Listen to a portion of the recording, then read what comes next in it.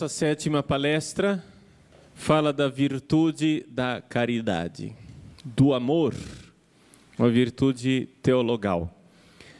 Esta virtude, como todas as outras virtudes, demonstram o estado de cura, também esta demonstra o estado de cura, mas a caridade de forma mais eminente, porque a cura definitiva, a cura derradeira, a cura que nós encontraremos no céu, nós encontramos na caridade.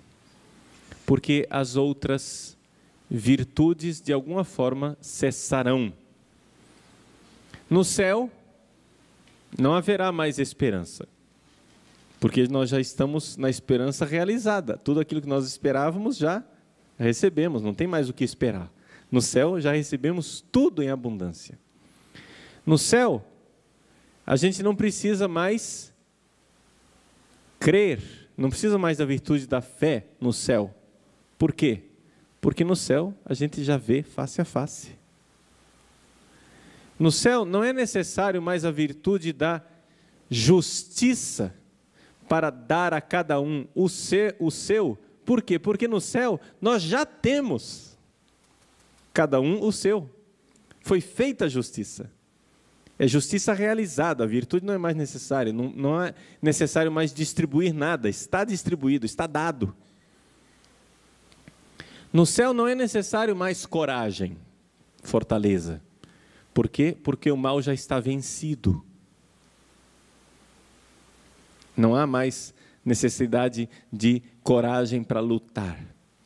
No céu não há mais necessidade de temperança. Ou seja, no céu não há mais necessidade da gente controlar o nosso desejo de forma equilibrada, no tempero, porque nós já teremos tudo o que desejamos. No céu não há necessidade de nós sermos prudentes, porque nós não vamos ser mais esse campo de batalha, arrastados para um lado pela ira, pelo outro lado pelo desejo. No céu nós já veremos tudo face a face. Já sabemos como são as coisas, já enxergamos a verdade. Não é necessário mais discernir a verdade. Todas as outras 6 virtudes cessarão. Mas no estado de saúde definitivo, no céu, a caridade não passará. O amor não passará, porque nós teremos alcançado aquilo para o qual fomos feitos, a caridade. Então é evidente que de todas as 7 virtudes que nós estudamos nesses dias, a caridade é a única definitiva. É a única que, quando vier plenamente, é porque já veio a plenitude. É porque já não temos mais o que esperar. É porque já estamos lá.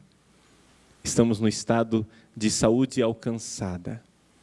Isso quer dizer que a caridade plena, a caridade total, a caridade abundante, o amor total, nós só alcançaremos na ressurreição dos mortos, na vida eterna, com Deus.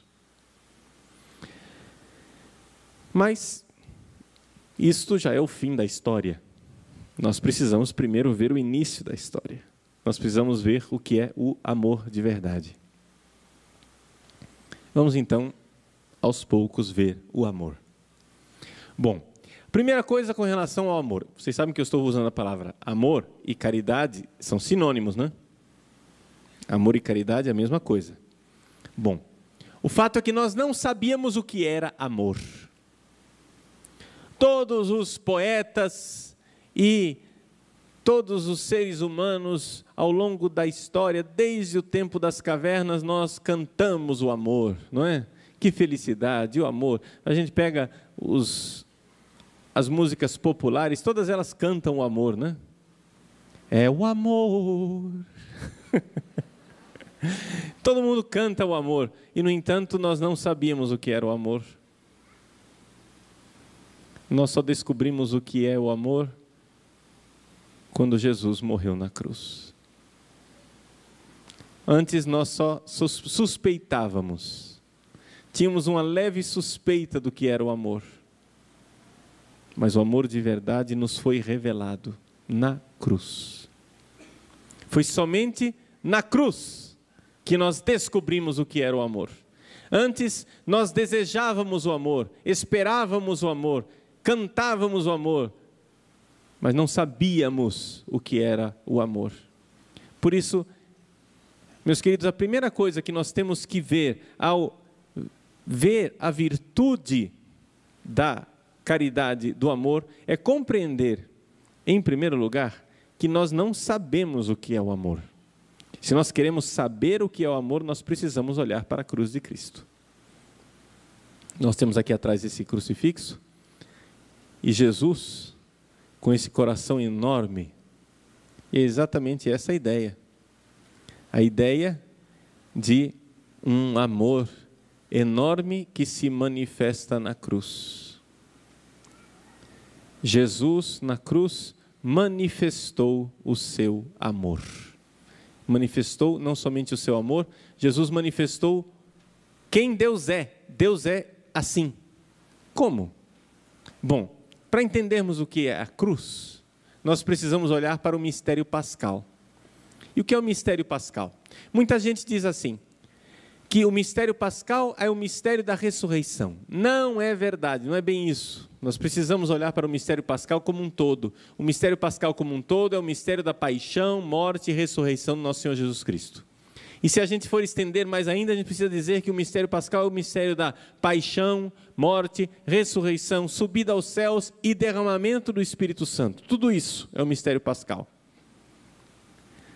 Por quê que eu insisto nisto?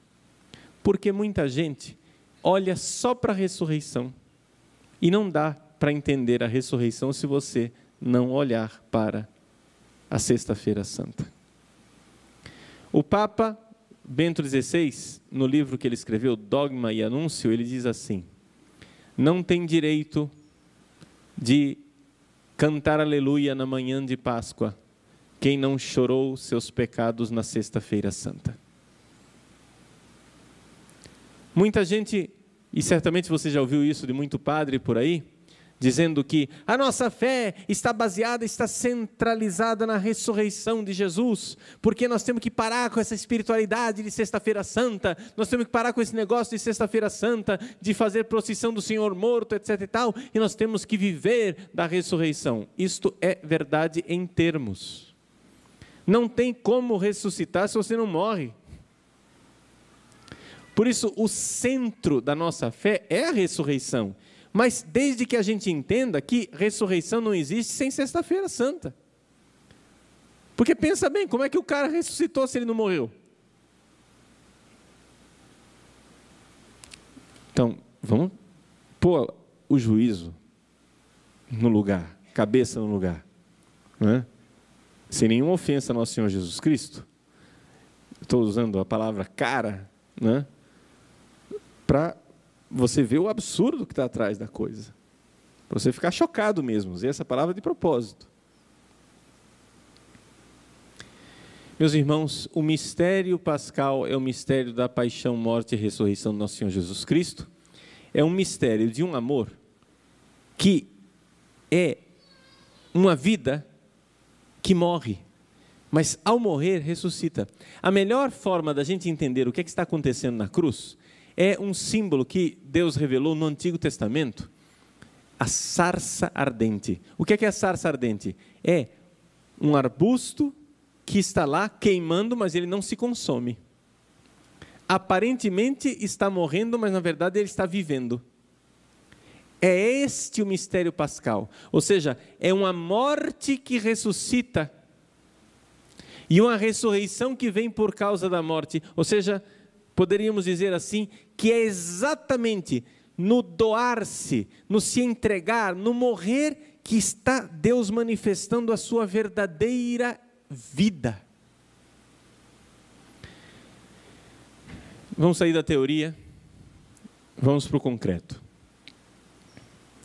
Concretamente em nossas vidas, nós precisamos entender o seguinte: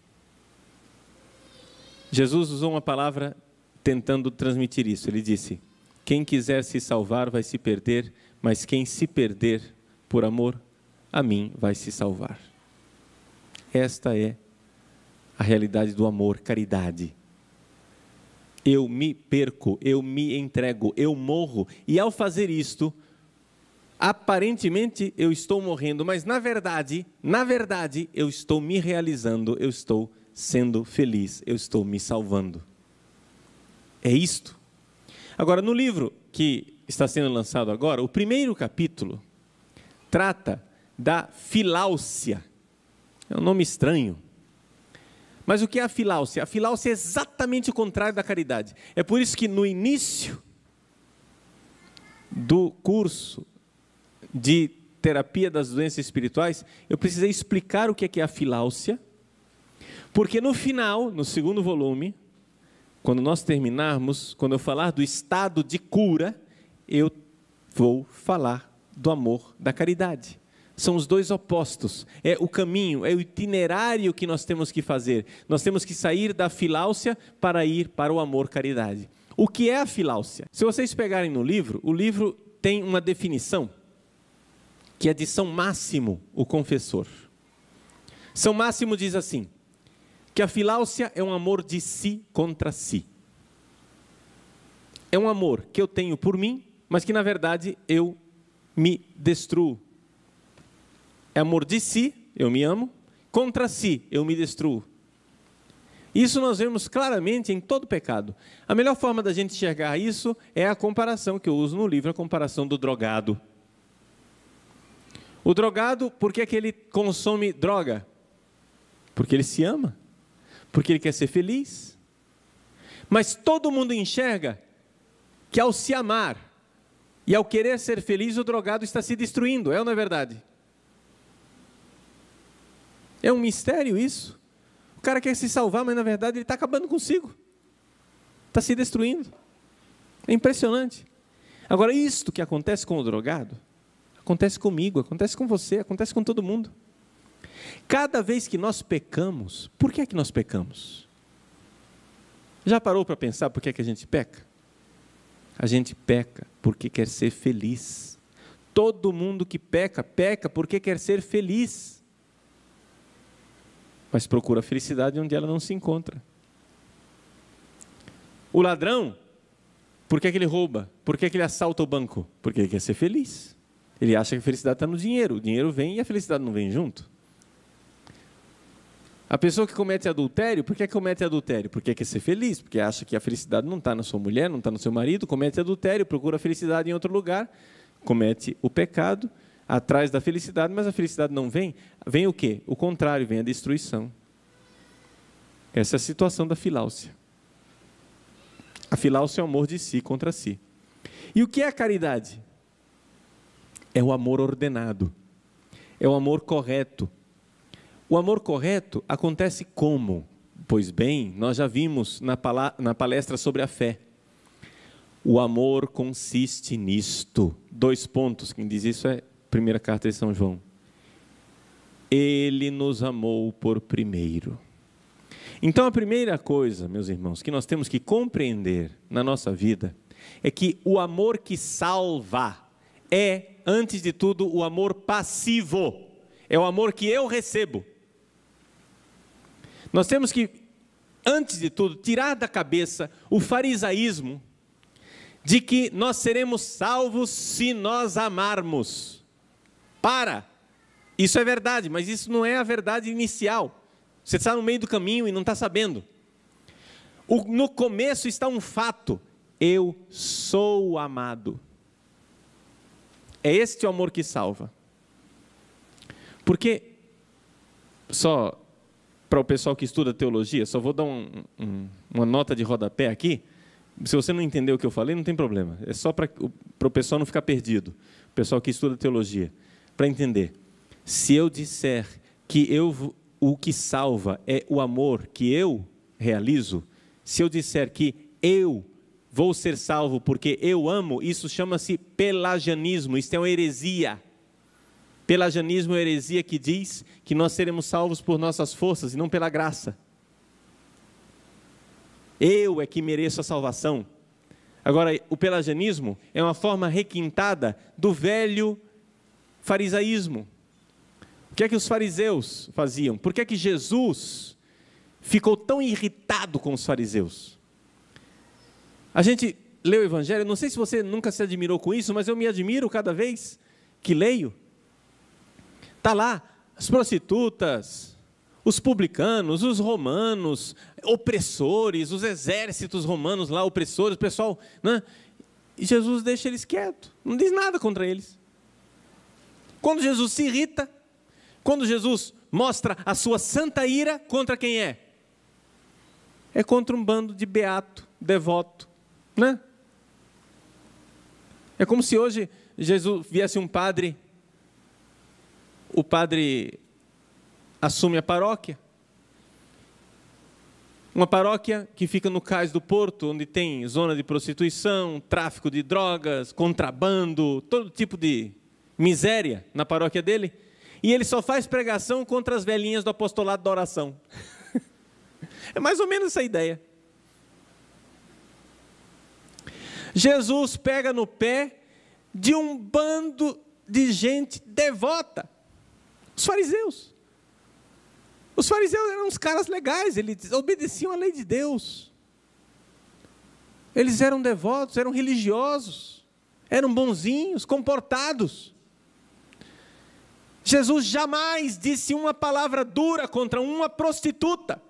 E, no entanto, chamou os fariseus, devotos, religiosos, de sepulcros caiados, de raça de víboras. Por quê? Por que Jesus fez isso? Nunca se admirou com isso?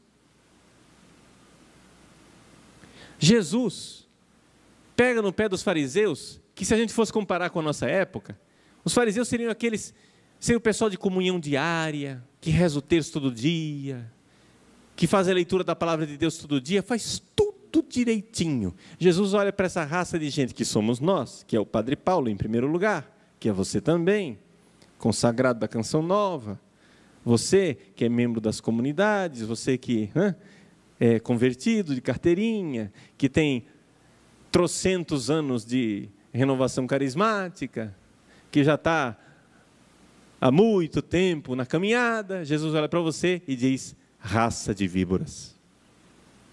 E deixa a prostituta ali quietinha. Deixa o político corrupto sem incomodar. Por que Jesus faz isso? Porque os fariseus, na sua imensa devoção, estavam destruindo tudo, sem saber. Destruindo o quê? Os fariseus cumpriam a lei, e depois se apresentavam diante do trono de Deus e diziam: muito bem, Senhor, ama-me, eu mereço ser amado, porque eu cumpri a lei. Olha aqui, Jesus, a gente vai se apresenta diante do trono de Deus com a lista, puxa aquela lista e diz assim: olha só, eu fiz 40.039 comunhões, 2.500.000 ave-marias na minha vida. Eu fiz 10.000 jejuns. Obedeci aos meus superiores 100.000 vezes. Me apresento diante do trono de Deus e diz: está vendo? Meu currículo. Ama-me. Você está acabando com a salvação. O amor consiste nisso. Ele me amou por primeiro. Antes que eu existisse, antes que eu fosse, antes que eu respirasse, Ele sonhou com o meu dia. Ele me quis. A igreja sempre soube isso, mas tem umas épocas que a igreja esquece desse negócio. A época de Santa Teresinha do Menino Jesus foi uma época que o pessoal tinha esquecido disso. E Santa Teresinha, esse foi o grande milagre extraordinário de Santa Teresinha. Santa Teresinha, sozinha, sem ninguém ensinar, redescobriu o Evangelho. Sem diretor espiritual, sem fazer curso de teologia. Uma bendita de uma freirinha, fechada num Carmelo, descobriu o Evangelho. Por quê? Por graça de Deus. Por pura graça de Deus. Teresinha é um gênio espiritual. O que é que Santa Teresinha dizia? Enquanto as outras irmãs, as outras freiras estavam fazendo listinha, né? Antigamente a gente chamava as florzinhas espirituais, os ramalhetes. Então fazia aquela pequena listinha e oferecia para Jesus. Jesus, olha aqui, 30 jejuns para você. Teresinha disse assim, eu não, vou fazer isso não. Ué, por que não, irmã? Eu vou me apresentar diante do trono de Deus de mão vazia. E vou dizer a Deus, ama-me de mãos vazias. Porque é assim que Deus nos ama. Deus não nos ama pelo que nós fazemos. Deus nos ama simplesmente porque nós somos. É o caminho da infância espiritual. O caminho da infância espiritual de Santa Teresinha é simplesmente um resumo prático do Evangelho, do centro, do núcleo do Evangelho. Qual é o núcleo do Evangelho? É o fato de que eu sou amado, ponto. Porque, gente, se o Evangelho fosse assim, se você amar, você será salvo. Se o Evangelho fosse esse, o Evangelho não seria uma boa notícia, seria uma má notícia. Por quê? Porque, vamos ser sinceros, eu sou padre há 16 anos. Eu tenho não sei quanto tempo, né? Conheci a renovação carismática em 1984, 83. Já faz hora. Antes disso, eu já era coroinha. Sempre fui meio beato, né? Eu era um menininho comportado. Aprendia a ser coroinha na missa. Confessava, comungava. Que beleza. A vida inteira comportadinho. Aí, com tanto tempo de caminhada, tanto tempo junto de Deus, tanto tempo na igreja, vocês não queiram pensar como é o meu exame de consciência. Misericórdia. Qualquer um de nós que formos sinceros, olha para dentro de você e vê o egoísmo. Disfarçado, claro, o egoísmo disfarçado de tanta coisa, né? Disfarçado. A gente faz, não, eu estou fazendo isso por oblação. Pá, que nada, vaidade. Está querendo aparecer. Vai lá, fica na frente do sacrário, de joelhos, na frente de todo mundo olhando. Estão olhando para mim? Estão olhando? Estão olhando? Faz cena. Para ser admirado, para o povo aplaudir. Ai, Paulo usa batina, ai que coisa linda, a fidelidade dele, que beleza. E o ego enche, você se acha o máximo. Que beleza. Ele é santo, ele é santo. Ele é santo, ele é santo. Não, gente, nada disso. Nós somos miséria. É uma vergonha. É uma vergonha que depois de tantas comunhões, depois de tantas missas celebradas, a gente continue miserável, egoísta, safado, do jeito que nós somos. É uma vergonha. Se o Evangelho fosse, quem amar entra no céu, nós estávamos fritos, lascados. O Evangelho não é esse. Se o Evangelho fosse isso, o Evangelho era uma má notícia. Se o Evangelho fosse que só entra no céu quem amar, amar de verdade, amar de amor puro, amar de amor santo, amar de amor sem mancha e sem ruga, nós estávamos todos no lugar que nós merecemos, chama-se inferno. A grande verdade é que o senhor Padre Paulo Ricardo merece o inferno. E deixa eu dizer, todos vocês também. O lugar que nós merecemos chama-se inferno. Infelizmente. Por quê? Porque nós somos pecadores. Agora, nós vamos para o inferno? Com a graça de Deus nós entraremos no céu. Por pura misericórdia. Pura misericórdia. Então, Santa Teresinha descobriu isso. Ela descobriu que a gente, quando entra no céu, não entra no céu porque mereceu. Não entra no céu por causa do currículo. O céu não é um departamento pessoal que vai contratar gente que apresenta o currículo na entrevista. E aí, qual é o seu currículo? Qual é a sua experiência? Ah, está contratado. Não. O céu, no céu a gente se apresenta de mãos vazias e diz: Senhor, eu fui amado por vós.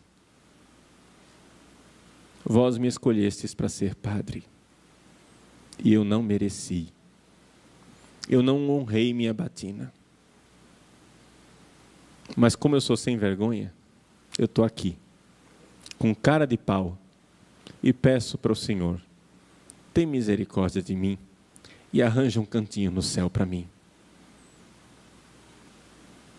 É assim que nós vamos ser salvos. Por pura misericórdia. Nós somos amados. Não importa o que você fizer, nós somos amados. Esta convicção, esta fé, esta esperança, este amor é o amor que nos salva. É o amor que nós recebemos, é o amor passivo. Então, em primeiro lugar, gente, nós precisamos pôr as coisas em ordem. A gente aprendeu que a ordem dos fatores não altera o produto, mas altera sim, aqui altera.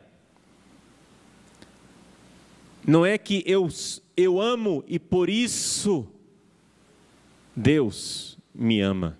Não é que eu faço o bem, eu obedeço, eu me comporto e por isso Deus me ama. Não, está errado, errado, errado. É o contrário. Deus me ama e por isto eu respondo obedecendo. Deus me ama e por isso eu respondo amando. Deus me ama e por isso eu respondo na prática do amor. É uma resposta. Tem muita gente que fica com medo disso que eu estou dizendo. Mas padre, se a gente disser para as pessoas que Deus ama, mesmo se elas não se comportarem, elas não vão se comportar direito. Ô fariseu da peste, ô animal de 4 patas, toma vergonha, mas você está achando que você sabe mais do que Jesus? Quando éramos pecadores, Ele morreu por nós. Nós somos amados no meio da nossa miséria.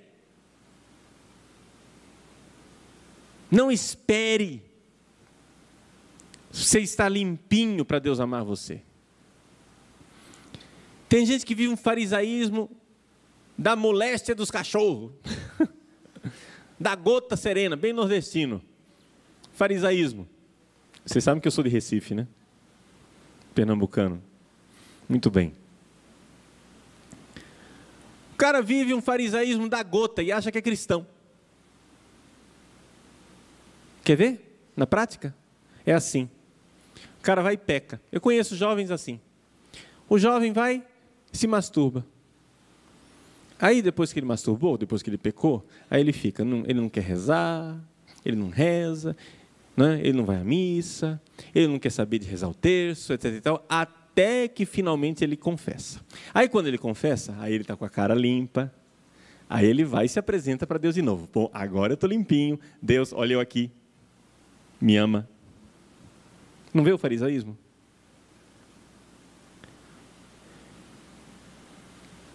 Desculpem a crueza, mas vou ser bem... Posso falar? Vocês entendem, né? Vou ser bem rasgado, transparente. Mas muitas vezes eu atendo jovens na confissão que se acusam do pecado da masturbação. Eu digo, meu filho, você não nota que no meio do pecado você já está arrependido? É, padre, é verdade, acontece isso. O pecado nem terminou ainda, eu já estou arrependido. Pois muito bem. Não espere, desculpem a crueza, tá? Eu sei que é chocante, mas nem espere se limpar para começar a pedir perdão a Deus. Sujo, Onde você estiver, se é no banheiro que você vai se ajoelhar, sujo ainda, com as mãos sujas, se ajoelhe e peça perdão a Deus, porque Ele já ama você. Deus não está esperando a absolvição para amar você.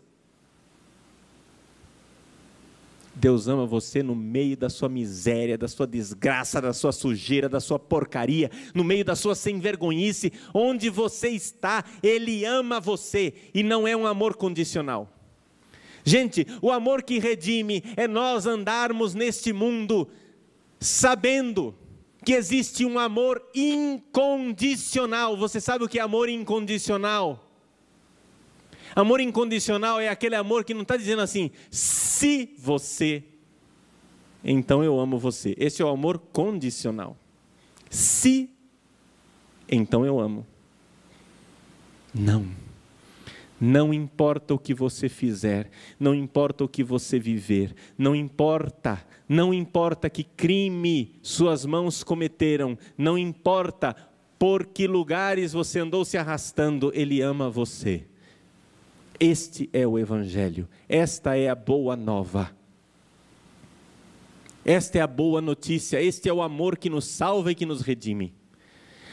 Não é indiferente andarmos nossa vida neste mundo, não é indiferente, não é uma coisa, não é um detalhe bobo, é completamente o contrário, é a diferença, nós andarmos nesta vida e passarmos os nossos dias sabendo que fomos amados por um amor assim.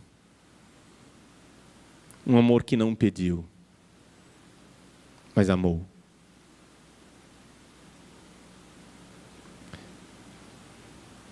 E aí vem aquilo que Santo Agostinho diz. Quomodo talem amorem non redamarem. Como é que eu não vou amar de volta um amor assim? Aí é que vem o mandamento, amar a Deus sobre todas as coisas e ao próximo como a ti mesmo. Entendem? Esse é o número 2. Mas padre, não é o primeiro mandamento? É o primeiro mandamento, mas não é a primeira coisa que acontece. A primeira coisa que acontece é que Ele amou você, Ele morreu na cruz por você. Isso é o primeiro. E aí você responde a este amor. Nós precisamos amar de volta o amor que nos amou. Como São Francisco, que nos últimos anos de vida, muitas vezes Frei Leão encontrava São Francisco chorando, e São Francisco repetia só uma frase: o amor não é amado. Frei Leão, o amor não é amado. O amor não é amado. Meus irmãos, nós queremos começar a amar já aqui na terra. É um projeto ambicioso, mas é a isto que nós somos chamados. Deus não quer que nós esperemos o céu. Ser cristão é isto, é viver um pouco do céu já aqui na terra. Ser cristão é nós pedirmos a Deus a graça, o dom extraordinário de vivermos já aqui na terra aquilo que viveremos em plenitude no céu. Chama-se caridade. Amor, caridade. Amor que não guarda nada para si. Amor que não olha para si mesmo. Amor que se doa. Amor que se entrega. Os mártires viveram isso. Os santos viveram isso. Nós podemos viver também. Nós podemos. É possível. Isto existe aqui no mundo. O amor humano pode ser elevado a esta altura. Esta é a nossa grande vocação. A grande vocação de podermos passar esses dias aqui na terra e dizer: Deus me concedeu a graça, pelo menos um pouco, de amar. Mas como é que este amor nos visitará? Como é que este amor irá brotar no nosso coração? Ele só pode brotar a partir de uma realidade, sabermos que somos amados? Fé. A fé, como nós vimos ontem na palestra sobre a fé, fé significa eu creio no amor de Deus. Sendo mais concreto, eu creio que Deus me ama. Sendo mais concreto ainda, eu creio, porque eu não vejo isso, mas eu creio no invisível. Eu creio que eu sou uma boa ideia de Deus. Eu creio que esta miséria que está aqui é amada enquanto miséria. Não é que Deus amou o Padre Paulo santo, perfeito, curado, ressuscitado. Não. Deus amou o Padre Paulo pecador, sem vergonha, sem conversão, egoísta, vaidoso, preguiçoso. Este é o amado. Agora responde sem vergonha, vai, ama, entendeu? Reage a este amor. Nós precisamos mudar a nossa mentalidade. Isso chama-se conversão. É verdade, nós precisamos ser santos. É verdade, nós precisamos amar. É verdade, nós precisamos fazer muitas coisas, gente. Mas o que acontece? Nós precisamos nos dar conta de que o amor consiste nisto. Ele nos amou por primeiro. Agora, uma vez que está dado o princípio teológico, vamos ver concretamente como é que a gente ama. Vamos ser bem práticos agora, porque senão fica só na espiritualidade um pouco teórica. Nós precisamos de uma espiritualidade mais prática. Como é que a gente vai amar na realidade concreta? Então, a verdade vos libertará. A primeira coisa que você tem que entender é que o nosso jeito de amar é um jeito doente. Nós somos doentes. O primeiro passo para a cura é reconhecer a doença. Eu sou doente. Depois do pecado original, a forma de nós amarmos ficou afetada. Então, vamos ser bem concretos. Vamos olhar para a nossa vida afetiva. Tá? Porque é na vida afetiva, e é na vida e no amor erótico que se manifesta a nossa doença e a nossa incapacidade de amar de forma cristã, de forma espiritual. O Papa, na sua encíclica Deus Caritas Est, sobre o amor, Deus é amor, ele diz isto. Muita gente acha que nós temos que partir para o amor cristão e temos que desprezar o amor erótico. O Papa diz, não, não, não, não. Quando você abraça Cristo, você não renuncia a nada do que é humano. Foi isso que ele disse na sua encíclica de inauguração de pontificado. Quem abraça Cristo não perde nada do que é autenticamente humano, mas realiza aquilo que é autenticamente humano. Então, o que acontece? É a sua energia erótica, é o seu amor erótico, que será redimido e poderá ser elevado em amor espiritual, divino, desinteressado, crucificado e ressuscitado.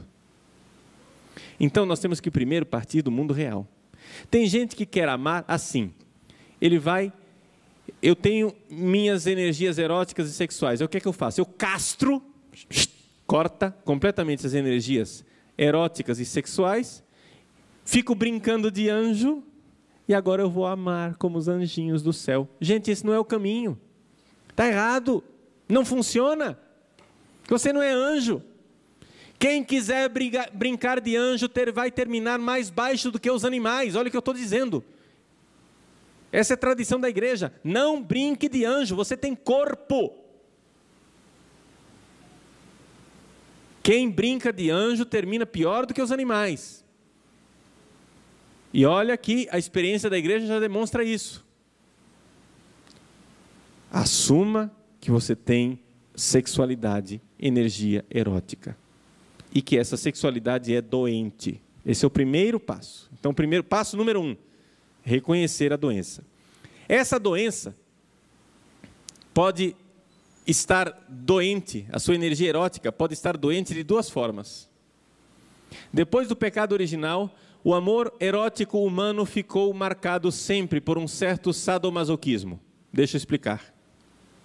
Então você ou é tendencialmente sádico ou tendencialmente masoquista. Todos nós somos assim. Todos.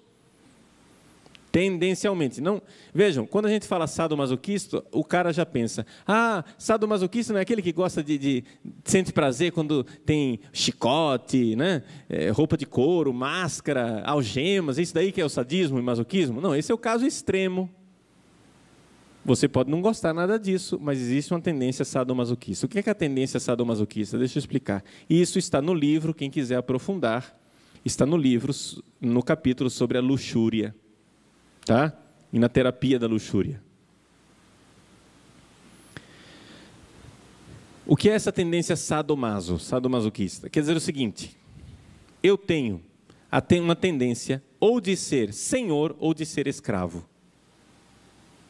Ou de ser o senhor no relacionamento e o outro é objeto. Escravo quer dizer isso, objeto, coisa.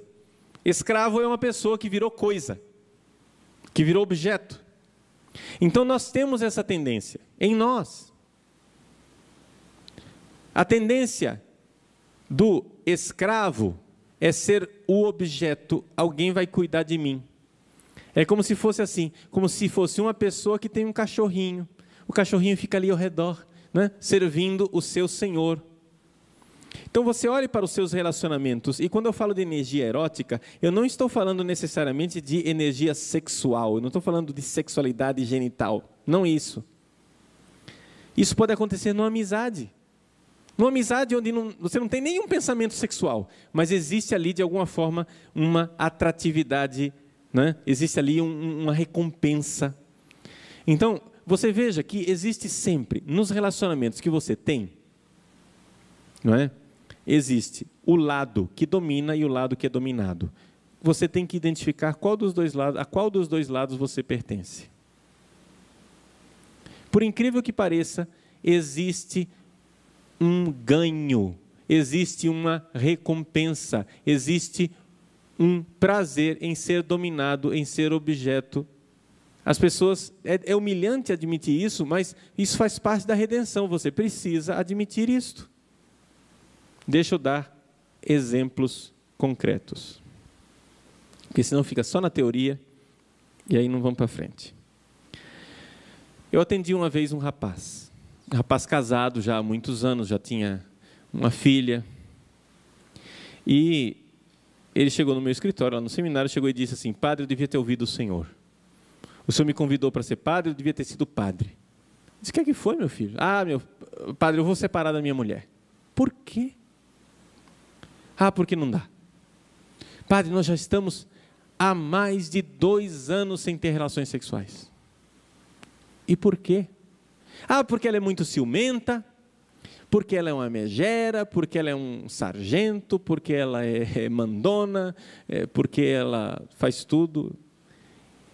Qualquer coisinha que eu faço, ela me pune sonegando o sexo.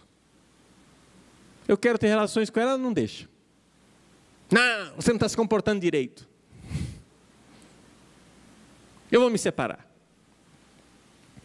E eu fiz, que eu já conhecia ele há muito tempo, fiz ele enxergar. Eu disse: meu filho, você não enxerga que você casou com ela exatamente porque ela é assim? Pensa bem. Olha os seus relacionamentos, as suas amizades quando você era solteiro. Conhecia você quando você era solteiro? A menininha bem comportadinha, aquela menininha, né? Doce, meiga, mansa, nunca te atraiu sexualmente. É verdade. Caiu na real. Você escolheu sua mulher justamente porque ela é mandona, você gosta disso. Agora, é humilhante você admitir isso. Principalmente para um homem, é muito humilhante admitir isso. Se para uma mulher é difícil, né? Não tem aquela história de mulher de malandro, gosta de apanhar, né? Pois bem, todos nós, em todos os relacionamentos nossos, mulher de malandro é o caso extremo, que é um relacionamento sadomasoquista extremo, mas em graus menores, todos nós estamos na mesma dinâmica. Infelizmente, é a nossa doença. A gente gosta de ser dominado ou gosta de dominar. Das duas, uma. Isso acontece nas amizades, isso acontece nos relacionamentos comunitários, isso acontece nos namoros, nos casamentos. A gente gosta de dominar ou gosta de ser dominado. Reconheça, assuma qual é a sua tendência. O mais difícil de admitir é o lado dominado, é o lado escravo, porque é humilhante. Entendeu? É humilhante você chegar e dizer, tem até muitos anos atrás, tinha um personagem, né, na televisão que dizia, era uma mulher que sofria, e no final ela dizia, mas eu gosto, né? Uma coisa assim. Bom, é humilhante você admitir, eu gosto, né? É humilhante você admitir que gosta de ser objeto, que gosta de ser o cachorrinho do outro. Entende? Mas aquele rapaz que eu atendi, eu já conhecia ele, não tinha como ele usar máscara para mim. Essa era a tragédia, né? Ele só sente atração por mulheres mais dominadoras, isso faz parte. Tem gente que é assim. É humilhante para um homem assumir isso para ele. Não precisa assumir em público, não precisa pôr na televisão via satélite, mas para ele, pelo menos, ele precisa admitir isso. Pelo menos para ele. E é a partir desta doença que nós vamos aprender a amar. Então, estas duas tendências, a tendência de dominar, de ser o Senhor, e a tendência de ser dominado. Por que é que nós temos essa tendência? Porque se eu não dominar, se eu deixar o outro ser livre, dá uma sensação de solidão e de desamparo, dá uma sensação de insegurança. Se o outro é um objeto que está na sua mão, isso dá uma sensação de que você está preenchido. E quem está na mão do outro, como objeto, se sente também protegido, né? Cuidado. Problema é que quanto mais você vai nessa direção, mais você se sente sufocar. E chega uma hora que um dos dois não aguenta mais e chuta o balde. E aí o relacionamento vai para o brejo. Entenderam? Sempre tem no relacionamento um lado que é egoístico, que quer dominar, e o outro que é também egoístico, mas é egoístico de uma forma disfarçada. É um egoísmo disfarçado de altruísmo, não é? Ele gosta de ser dominado, mas na verdade, o servo, aquele que gosta de ser dominado, na verdade, domina de outro jeito, de um jeito disfarçado, porque o outro cria dependência. Entende? Então, o dominador acha que está mandando, mas na verdade ele vira escravinho porque fica dependente do outro e não vive sem o outro. Como é que a gente sai disso? Bom, isso daqui é só uma tentativa de descrever a situação do nosso mundo afetivo, tá? Poderíamos ficar aqui a manhã inteira, poderíamos dar um curso só sobre isso. Mas como é que a gente redime isto? Em primeiro lugar, já disse, eu preciso tomar consciência de que o meu jeito de amar é doente. Em segundo lugar, eu preciso compreender que as pessoas que Deus pôs ao meu lado nesta vida jamais irão preencher o meu coração. Jamais irão apaziguar o sentimento de solidão. Porque esta coisa sadomaso é uma tentativa de apaziguar a solidão. Entenderam? Quem domina não quer ficar sozinho, então domina o outro. Quem é dominado não quer ficar sozinho, por isso se deixa dominar. É uma tentativa de preencher o vazio que está dentro de nós. O nosso amor doente quer preencher esse vazio. Então, segundo passo, tome consciência de que ninguém jamais preencherá o seu vazio. Você se casou? Muito bem, saiba, sua mulher não é uma deusa. Você se casou? Saiba, seu marido não é um Deus. Não irá preencher o seu vazio. Mães, os filhos de vocês não vão preencher o vazio que o seu marido deixou. Pais, não vai acontecer isso. também. Filhos, papai e mamãe não vão preencher o vazio. Gente de comunidade, a comunidade não vai preencher seu vazio. Amigos, os seus amigos não vão preencher seu vazio. O que quiserem, não preenche. Esta vida nossa será sempre marcada pelo coração inquieto, será sempre marcado por essa sensação de solidão, porque nós somos chamados para o amor eterno e perfeito no céu junto de Deus, não é aqui. Para de querer fazer o paraíso aqui, que você vai fazer é o inferno. Sua esposa não é uma deusa, seu esposo não é um Deus, é somente seu companheiro de naufrágio. Nós somos todos companheiros de naufrágio um dos outros, náufragos do pecado. E estamos aqui para atravessar esse mar e chegarmos no porto seguro que é Deus. Então somos companheiros, me ajuda a não morrer afogado no meio do caminho. Somos companheiros de naufrágio com a nossa alma em perigo. Sua mulher tem a alma dela em perigo, seu marido tem a alma dele em perigo, ajude a não naufragar. Mas não queira fazer dela a sua tábua de salvação, porque os dois vão afundar junto. Entende? Se você quiser pegar o outro como tábua de salvação, e se você quiser idolatricamente deixar que o outro faça de você a tábua de salvação, vocês vão afundar para o fundo do mar. Não vai dar certo. Homem nenhum preenche seu coração, mulher nenhuma preenche seu coração. E, gente, essa ilusão de que a gente vai preencher o coração do outro é uma desgraça, desgracenta. Eu estou cansado, tenho 16 anos de padre, eu fico imaginando esses padres que têm 50 anos de padre, né?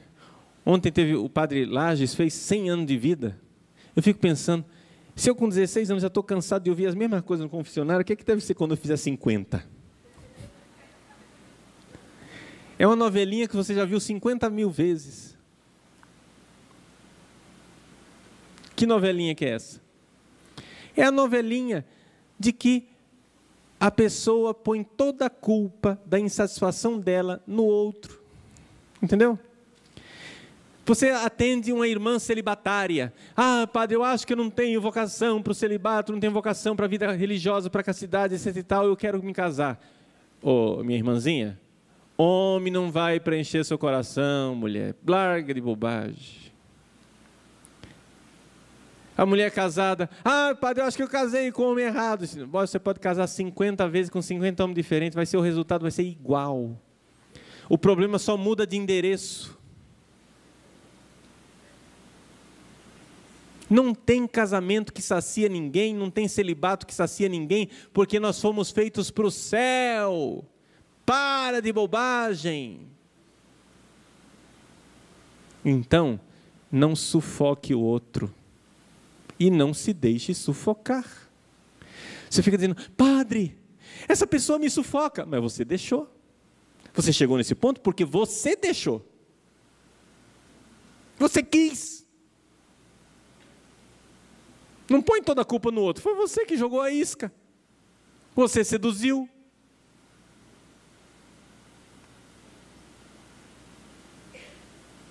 A gente precisa ser sincero, né? Sincero com a gente mesmo. Então, para amar, para nós aprendermos a amar, primeira coisa, nós temos que tomar consciência.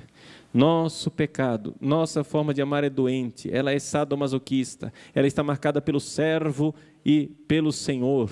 Um desses dois lados, às vezes até os dois lados você tem. Para com isso. Segundo ponto, você precisa tomar consciência da solidão, do coração inquieto que vai marcar a nossa existência aqui na terra para sempre. Terceiro ponto, se é assim, ame. Ame e não jogue a culpa das suas frustrações no outro. Se dê de presente. Você é amado por Deus. Você é amada por Deus. Se você não se sente amado, você não vai se dar de presente. Se você acha que você é uma má notícia, se você acha que você é uma desgraça ambulante, você não vai se dar de presente para o outro. Se dê de presente. Se ofereça em sacrifício.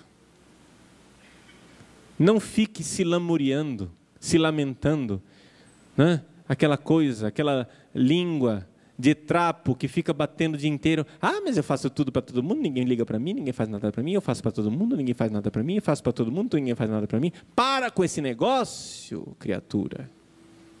Para de se envenenar o dia inteiro com essa bobagem. Você é um presente. Se dê de presente, creia nisso. Você foi feito para os outros. Não queira se poupar. Nós não viemos nesse mundo para nos pouparmos. Nós viemos nesse mundo para nos dar de presente. Seja uma dessas pessoas luminosas. Como é bonito. Como é bonito ver algumas pessoas que quando elas entram no ambiente, o ambiente se ilumina. Porque elas não estão cobrando nada. Não estão pedindo nada. Só estão se doando. Doação simples de um sorriso. A doação simples de um momento de atenção. De saber, eu sou para você. Como a vida recobra o sentido quando a gente sabe que foi um presente de Deus para os outros. Que eu não estou nessa vida como um cliente no balcão de uma loja reivindicando os seus direitos. Não estou aqui para reivindicar nada. Eu já fui amado, eu não preciso ir com o pires mendigando amor. Já fui amado. O amor já me visitou antes que eu existisse. Deus sonhou com o meu dia. Os céus se alegraram. Eu não sei como é que você foi concebido. Se em pecado tua mãe te concebeu. Não sei se você nasceu de um estupro ou se nasceu de um casamento sacramental. Não me interessa. Deus sonhou com você. Se foi no pecado que seu pai e sua mãe concebeu você, saiba. Deus no céu pulou de alegria e disse, mas que pecado feliz. Porque lá vem fulano, lá vem fulana. Eu sonhei com você. Eu te quis, eu te desejei, eu te amei. Desde toda a eternidade, este mundo existe, porque eu sonhei contigo. Eu te amo. Na tua miséria. Não estou esperando você ser melhor. Não estou esperando você ser santo. Não estou esperando você se converter. Eu te amei. Morri por ti. Porque no céu eu te desejei. Te quis comigo na felicidade eterna. Você é um presente. Não guarde egoisticamente esse presente. Doe, entregue. Viva esta vida se doando como presente para os outros. Este é o amor. A virtude da caridade é quando você se doa uma vez, se doa 2 vezes, 3, 4, 1000, e finalmente aquilo se torna o seu jeito de ser. Já não é mais um peso. Não é pesado sorrir. Não é pesado dar atenção. Não é pesado interromper o trabalho e atender a pessoa que precisa ser atendida. Não é pesado celebrar missa para os outros. Não é pesado ouvir o problema do outro quando você está cheio de problemas. Não é pesado rezar pelos outros quando você teria tantas coisas para pedir para você. Não é pesado ser para os outros, porque alguém já foi por mim. Não é pesado eu dar a minha vida, porque Ele já deu a vida dele. Não é pesado me oferecer em sacrifício, porque Ele, que era muito mais, já se sacrificou. A vida não é um fardo, meu irmão. A vida é uma bênção. A vida é graça sobre graça, bênção sobre bênção. Alegre-se. Alegre-se de andar neste mundo, debaixo de um olhar que ama você. Um olhar que mesmo quando repreende de forma severa está amando. Um olhar de misericórdia que acolhe cada vez que você se arrepende. E não desista. Persevere. Um dia, perguntaram para um santo monge: o que é que vocês fazem lá dentro do mosteiro? Ele disse assim: lá no mosteiro?